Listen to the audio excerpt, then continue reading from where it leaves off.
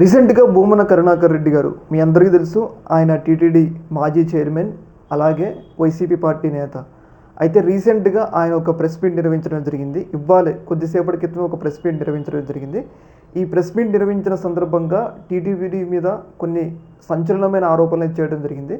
తిరుమల తిరుపతి దేవస్థానం మీద, ముఖ్యంగా టీటీడీ నిర్వహించే గోశాల ఉంటుంది కదా, ఆ గోశాల నుంచే స్వామివారికి నెయ్యి వెళ్తూ ఉంటుంది. అంత ఐడియా ఉంది కదా. అయితే ఇప్పుడు ఆ గోశాలలో దాదాపు ఒక 100 ఆవులు చనిపోయినాయి అంట. 3 నెలల్లోనే దాదాపు ఒక 100 ఆవులు చనిపోయినాయి అని చెప్పేసి ఆయన ఫోటోలతో సహా కొన్ని సంచలనమైన ఆధారాలు అయితే బయటపెట్టడం జరిగింది.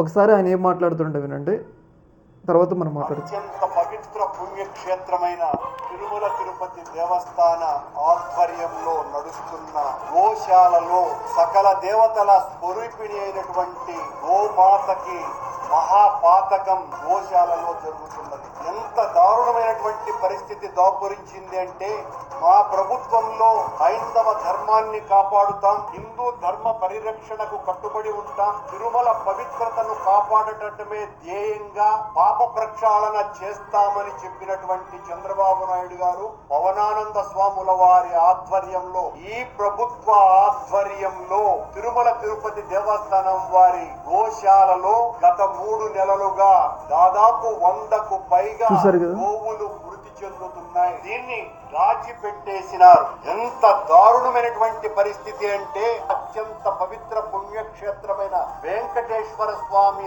ఆలయ పరిరక్షణలో అది నడిపేటువంటి గోశాలలో గోవుల దుస్థితి ఎలా ఉంది అంటే, మచ్చుకు కొన్ని మాత్రమే గత 3 నెలలు. చూశారు కదా, భూమన కరుణాకర్ రెడ్డి గారు ఆయన ప్రెస్ మీట్ నిర్వహించి ఆయన కొన్ని సంచలనమైన ఆరోపణలు అయితే చేయడం జరిగింది. తిరుమల తిరుపతి ఆధ్వర్యంలో, అంటే దేవస్థాన ఆధ్వర్యంలో నడుస్తున్న గోశాల ఉంటుంది కదా, ఆ గోశాల నుంచి నెయ్యి కూడా స్వామివారికి వెళ్తూ ఉంటుంది, కొండ మీద ఉన్న స్వామివారికి. అయితే ఇప్పుడు ఆ గోశాలలో దాదాపు 3 నెలల్లోనే 100 గోవులు చనిపోయినాయి అని చెప్పేసి ఆయన కొన్ని సంచలనమైన ఆరోపణలు అయితే చేయడం జరిగింది.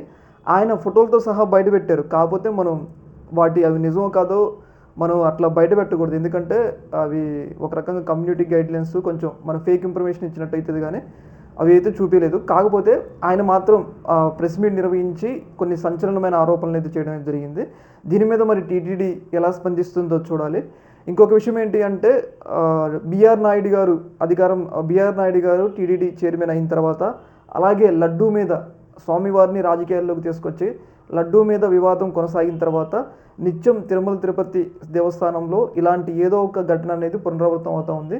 ఏదేమైనా కానీ ఒక రకంగా ఈ విషయం మీద టీటీడీ ఎలా స్పందిస్తుందో చూడాలి. ఇది నిజమా కాదా, టీటీడీ ఏం చెప్తుంది అనేది చూడాలి.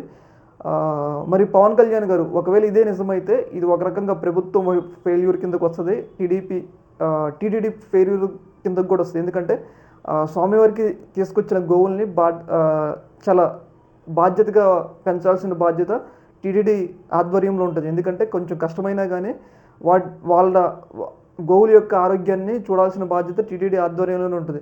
మరి ఎక్కడ నిర్లక్ష్యం వహించారు, ఎందుకు అంటే సాక్షాత్తు టీటీడీ మాజీ చైర్మనే ఆరోపణలు చేశారు కాబట్టి దీంట్లో ఎంతో కొంత నిజం ఉంటుంది. అర్థమైందా? మరి టీటీడీ ఎలా స్పందిస్తుంది, ఎవరి వైఫల్యం ఇక్కడ ఉందనేది మనకి తెలియాలి. ఏదేమైనా కానీ కొన్ని ఘటనలు, లడ్డూ మీద వివాదం జరిగిన తర్వాత మాత్రం ఘటనలు అనేవి పునరావృతం అవుతున్నాయి అని చెప్పేసి మనం అయితే అర్థం చేసుకోవచ్చు. చూడాలి మరి టీటీడీ ఎలా స్పందిస్తుంది అనేది. ఈ యొక్క అంశంలో మీ యొక్క అభిప్రాయం కింద కామెంట్ తెలియజేయండి. ఓకే మరి, థ్యాంక్ యూ.